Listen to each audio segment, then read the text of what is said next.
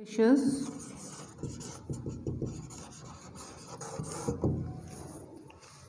मछलियों का उपयोग बहुत तरीके से होता है और उसमें पहला आता है, सबसे पहले इसको फूड के तौर पर काम में लिया जाता है। अधिकांशतः दक्षिण क्षेत्रीय इलाकों में मछली इनका मुख्य भोजन होता है और यह समुद्री और फ्रेश वाटर दोनों प्रकार की मछलियों के रूप में खाई जाती है। इसमें 15 to 20% प्रोटीन होता है। इसके अलावा इसके जो ए और डी, विटामिन ए और डी इससे प्राप्त होता है। मछलियों के जो भोजन काम में लिया जाता है उसमें जैसे मैकरल्स, टूना, हेरिंग, साल्मन, ये सारी मछलियाँ मैराइन फिशेस हैं। इसके अलावा फ्रेश वाटर फिशेस भी हैं जिसमें हम लेबियो, कटला, इसके अलावा नोटोप्टेरस आदि कई प्रकार की मछलियों को भोजन के रूप में लिया जाता है। ये मछलियाँ जो होती हैं आज वर्तमान में एक बहुत बड़ा व्यापार इसका होता है। कई मछलियों को तो ड्राइड करके, उसको सॉल्टेड करके, कैंड करके इनको भोजन के रूप में सप्लाई किया जाता है। कई प्रकार की शार्क्स जो हैं उनको ग्रे शार्क के रूप में उनको बेचा जाता है। तो ये जो मछलियां हैं वो भोजन के रूप में इनका उपयोग सबसे ज़्यादा होता है। जो कैट फिशेस हैं उनको जो गरीब तबके के लोग हैं वो उनका उपयोग करते हैं। इसका दूसरा उपयोग है फिश ऑयल, जो इसके लीवर से एक्सट्रैक्ट किया जाता है, इसके अलावा इसके दूसरे बॉडी पार्ट्स से। और ये फिश ऑयल अधिकतर जो ऑयली फिशेस हैं जैसे सर्डाइन, मैकरल्स, टूना, हेलीबुट, इन मछलियों से ऑयल प्राप्त किया जाता है। और ये दो प्रकार से होता है, ड्राइंग ऑयल और सेमी ड्राइंग ऑयल,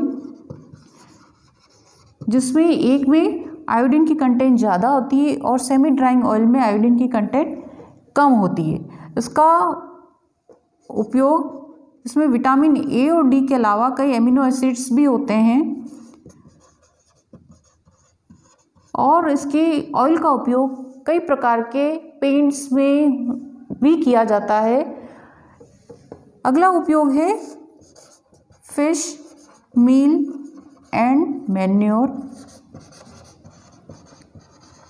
जब फिश को अधिकतर काम में ले लिया जाता है तब इसके जो बचे हुए अवशेष हैं, इसके बोन्स हैं, इसका हेड है, इसके फिन्स हैं, उनको सुखा के या उनको बिल्कुल क्रश करके इनको खाद के रूप में उपयोग में लिया जा सकता है। इसके अलावा पोल्ट्री फार्मिंग है जहाँ पिग्स हैं, उसके अलावा डक्स हैं, उनके लिए ये भोजन के रूप में काम में आता है। तो इसका कुछ भी जो पार्ट होता है वो वेस्ट नहीं होता है। इसका अगला जो उपयोग है वो है fish skin and leather.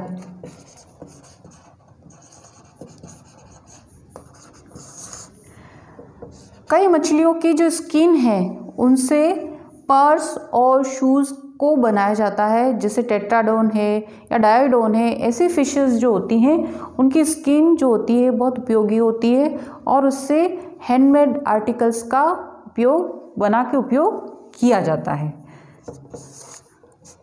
Icing glass,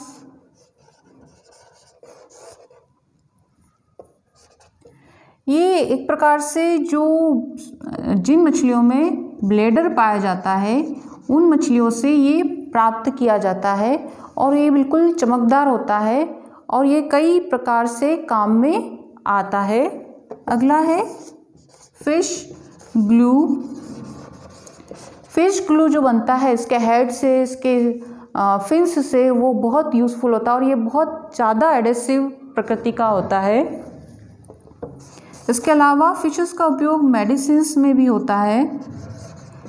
कई फिशेस जो होती हैं लार्विसाइडल होती हैं, जैसे हम गेम्बूसिया का नाम लेते हैं।